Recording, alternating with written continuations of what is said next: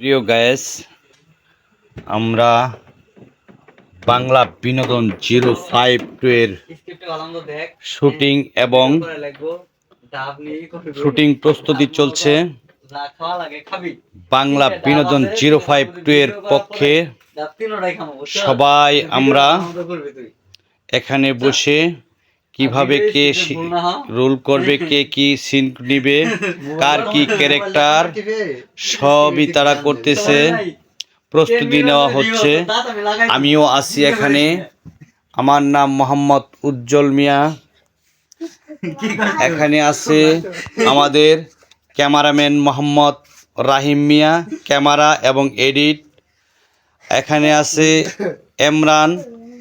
এমরান আমাদের অ্যাক্টর। আরও আছে মোহাম্মদ মুবারক হোসেন।